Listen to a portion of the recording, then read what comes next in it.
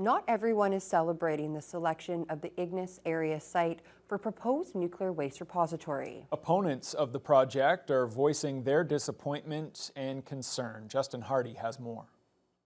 The selection of the northern site for the NWMO's Deep Geological Repository for Canada's nuclear waste is disheartening news for those who oppose the project. Michelle Solomon, chief of Fort William First Nation and one of 12 chiefs to sign a letter opposing the DGR, said her initial reaction to the decision was disappointment. Disappointment that the voices of opposition have not been considered in the selection process scenario.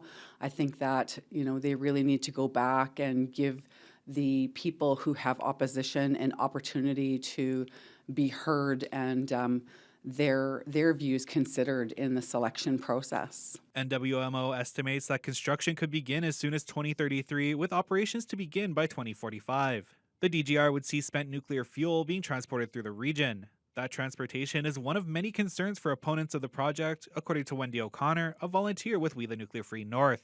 My biggest concerns around it, there are many, but there's the experimental nature of the DGR itself. This has never been done before anywhere in the world, and stored nuclear waste in it. It's impossible to do real-world testing on something like that, so I don't believe that technology will ever be mature enough to proceed with. There's also the transportation question of the long-distance transport of so much. 35,000 loads of highly radioactive nuclear fuel waste on our roads. No household policy or property policy, insurance policy covers you. If there is a nuclear contamination due to a nuclear accident.